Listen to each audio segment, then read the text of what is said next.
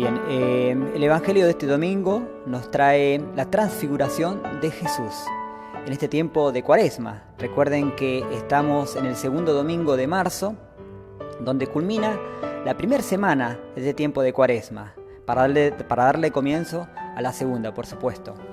Cuaresma que comienza, como dije, el miércoles de ceniza y culmina el Jueves Santo, para darle comienzo a la Pascua. Pascua que es la fiesta más importante que tenemos los cristianos. Estos 40 días de preparación es muy simbólico, pero muy real. El Antiguo Testamento, tanto como el Nuevo Testamento, están cargados de esta simbología, pero también de estos 40 días y 40 años, que hay muchos relatos bíblicos que lo certifican. Por ejemplo, podemos arrancar con los 40 días del diluvio, los 40 años del pueblo de Dios en el desierto, los 40 días de Moisés en el monte Sinaí y los 40 días de ayuno de Jesús en el desierto. Pero en este Evangelio también nos regala 40 días, esta preparación nos regala Dios, la Iglesia nos regala 40 días de preparación para Pascua, de reflexión, de reconciliación, 40 días de perdón. 40 días de tomar conciencia. ¿Conciencia de qué? Conciencia de dónde estamos parados, qué estamos haciendo.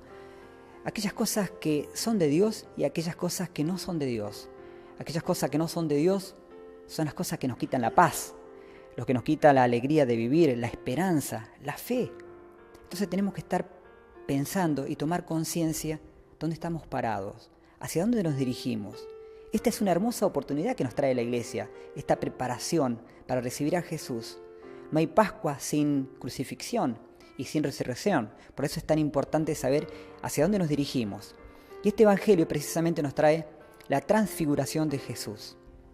Es muy rico el Evangelio.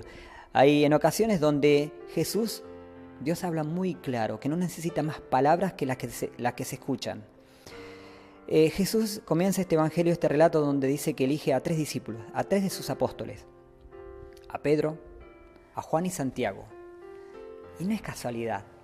Fíjate que estos 3 apóstoles son los que van a acompañar más adelante también en el huerto de Getsemaní, y son los que a Jesús también se le va a aparecer resucitado la última vez que parte al cielo. Es un detalle a tener en cuenta, porque fíjate vos a estos 3, que no es casualidad, no es al azar. Pedro, quien iba a ser luego el vicario de Jesús. Juan, el discípulo amado, quien también es testigo de la crucifixión de Jesús y se quedó con él en la cruz, y a quien Jesús da su propia madre, se la da a él para que lo cuide. Y Santiago, hermano de Juan, llamados los hijos del trueno, llamado así por su temperamento. Pero esto es importante porque este trío, estos 3 apóstoles son los que Jesús elige como más íntimo, a quien elige para compartir, en este caso, la gloria. Dice el relato del Evangelio que suben al monte y de pronto el rostro de Jesús se llena de luz, se transfigura justamente, aparece la gloria de Dios. Y de pronto los apóstoles ven, estos 3 discípulos a quien Jesús había elegido, ven a Elías y a Moisés alrededor de Jesús, conversando con él. Esto es maravilloso, una verdadera epifanía, ¿no? Y de pronto habla el Padre. Este es mi Hijo muy amado, escúchenlo. Uno cuando lee estas palabras, creo que no necesita anexo de nada. Ya está todo clarísimo. El Padre habló, este es mi Hijo muy amado, escúchenlo. Más adelante me recuerda a María en las bodas de Caná, donde le dice, cuando le faltaba el vino, y le dice, hagan lo que Él les dice. Es muy claro el relato. Creo que esto de, primero, que es mi Hijo muy amado de Dios, ¿no? Directamente del Padre Dios. Y segundo, escucharlo a Jesús, obedecerle a Jesús. No se necesita más nada. Ahí está, clarísimo. Bueno, esta epifanía, esta gloria que recibió Jesús, la experimentaron estos 3 apóstoles. En el huerto de Getsemaní comparten esa misma intimidad, con la diferencia de que Jesús en algún momento se quiebra, aparece la humanidad de Jesús en medio de esa divinidad que tiene. Y hay un detalle muy importante, si ustedes lo recuerdan, y si no se los recuerdo ahora, en el huerto de Getsemaní dice, hágase tu voluntad, Padre. Jesús entrega la voluntad, su voluntad a la voluntad del Padre. Un gesto maravilloso de Jesús. Pero así como aparecen estos relatos, esta gloria de Dios en los apóstoles, más adelante parece que se olvidara con facilidad y aparece justamente la humanidad nuevamente de estos apóstoles, de todos los apóstoles y de nosotros también, porque nosotros también hemos experimentado más de una vez alguna experiencia de epifanía, tal vez no todos, pero algunos sí, una experiencia viva, fuerte, muy cercana de esa gloria de Jesús, maravilloso. Y sin embargo, como le pasó a los apóstoles, el momento del fuerte de la fe, flaqueamos, dudamos, nos quebramos y caemos. Cuando aparece el peligro, nuestra fe se pone a prueba. Le pasó a Pedro, lo negó 3 veces. Les pasó a los apóstoles, se dispersaron, tenían miedo. Y la pregunta que nos trae en este relato del Evangelio son varias, ¿no? Pero una de ellas es, ¿cómo estás con la fe? Porque has experimentado muchas veces la gloria del Señor. Has experimentado muchas veces la fe en el Señor y sin embargo también has experimentado la duda. Entonces la primera pregunta que nos trae el Evangelio es ¿cómo está tu fe? Y seguramente algunas de las respuestas que podemos llegar a recibir es mi fe es débil, no creo tanto o no creo o ¿cómo se hace para creer? Aparece una respuesta con una pregunta, ¿cómo se hace para creer? Mira hermano, a veces la fe es un don de Dios sin lugar a duda, la recibimos en el bautismo, pero sin embargo a medida que vas creciendo y te vas desarrollando, la fe se convierte en una decisión.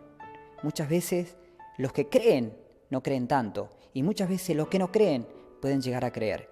La fe, entre otras cosas, es una cuestión de decisión, es decir, yo creo, cuando vos decís, anunciás en voz alta, yo creo que le estás abriendo la puerta a la fe. Por lo tanto, la fe, entre otras cosas, es una cuestión de decisión. Si te animás a decir yo creo, estás abriendo la puerta a la fe. Y después depende de vos, de cada uno de nosotros, de cómo alimentemos esa fe. Yo creo en Jesús, yo creo en el Hijo de Dios, yo creo que Jesús es el Mesías, es el Cristo, como lo dijo el Padre. Este es mi Hijo muy amado, escúchenlo. Y acá hago referencia al principio, ¿no? Donde los apóstoles ven a Elías y a Moisés. Tampoco es casualidad. Moisés representa la ley y Elías a los profetas, 2 grandes figuras del Antiguo Testamento. Y no es casualidad que estaban ahí también con Jesús. Nada es casualidad.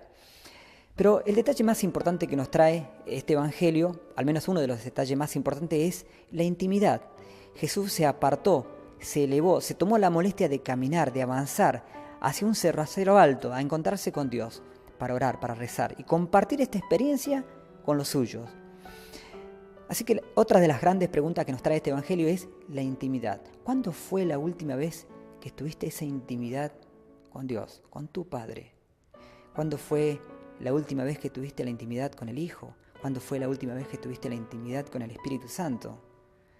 Y si no has tenido esta experiencia, ¿qué estás esperando? Este es un buen momento. Estos 40 días que nos regala la Iglesia es un buen momento para empezar a experimentar esa gracia.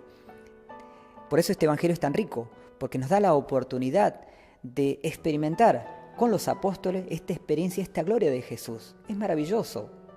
Por supuesto, vos me dirás, es una cuestión de fe. Claro que sí, es una cuestión de fe. Y como le dije al principio, es una cuestión también de decisión. Como dije, una verdadera epifanía. Y seguramente vos también has tenido algún momento en tu vida, alguna epifanía fuerte. Y a veces no necesariamente tan fuerte. Dios se manifiesta en la vida cotidiana, en las cosas más simples de la vida. Solo hay que estar con los ojos bien abiertos, con la mente bien abierta, el corazón bien abierto, para poder experimentar todas las cantidades de señales que Dios nos da en la vida cotidiana. Depende, por supuesto, de tu corazón y de la búsqueda de esas señales. Pedro, ninguno de los apóstoles, se olvidó esta gran experiencia que estuvieron. Y Pedro, de hecho, lo compartió en la segunda carta de Pedro a esa comunidad, una comunidad joven que estaba sedienta de esperanza, sedienta de aumentar la fe. Y Pedro compartió esa experiencia, ustedes lo pueden encontrar en la segunda carta de Pedro, capítulo 16, donde compartió esa experiencia con esa comunidad, lo dejó plasmado ahí. Y eso es muy bueno. Entonces, yo creo que este evangelio, como para culminar, lo que nos trae, entre otras cosas, también es esta transfiguración interior. Que nosotros también despierte en nosotros esa transfiguración interior con Jesús, el Maestro, que nos invita a compartir esta experiencia y esta gloria, de que nuestro interior se transforme, pero dependerá siempre de nuestra apertura de corazón, de nuestra apertura de mente, para que ese corazón se convierta en el corazón semejante a Jesús. Que así sea.